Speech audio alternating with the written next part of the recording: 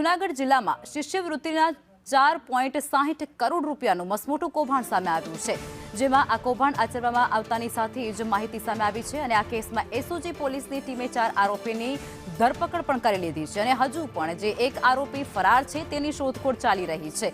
આ સાથે ઝડપાયેલા તમામ જે આરોપી છે તેમને કોર્ટમાં રજૂ કરતાની સાથે તેમના 6 દિવસના રિમાન્ડ પણ મેળવવામાં આવ્યા છે અને આ કૌભાંડ હેલ્થ અને પેરામેડિકલ સેન્ટરો ચલાવતા વ્યક્તિઓએ આચર્યું હતું, જેમાં કેશોદ, માળિયા અને માણાવદર સાથે જ જૂનાગઢમાં 12 સંસ્થાઓમાં નકલી એડમિશન બતાવી અને મસમોટું કૌભાંડ આચરવામાં આવ્યું છે।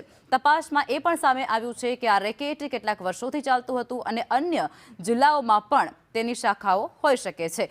તો ફરાર એક આરોપી ઉમરેડિયાના ફારૂકને પકડવા માટે પોલીસે વિશેષ ટીમને તૈનાત કરી છે અને ત્યારબાદ તેની શોધખોળ શરૂ કરવામાં આવી છે।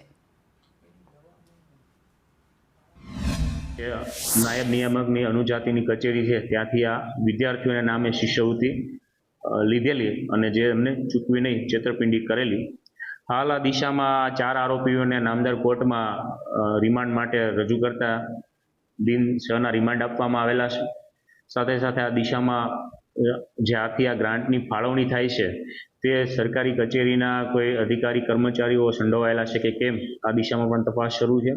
અન્ય આરોપીઓની મદદ કોઈ ગુનાહિત કાવતરામાં અન્ય કેટલા લોકો કે આરોપીઓ સંડોવાયેલા છે તે બાબતે પણ વિગતવારની તપાસ હાથ ધરવામાં આવે છે।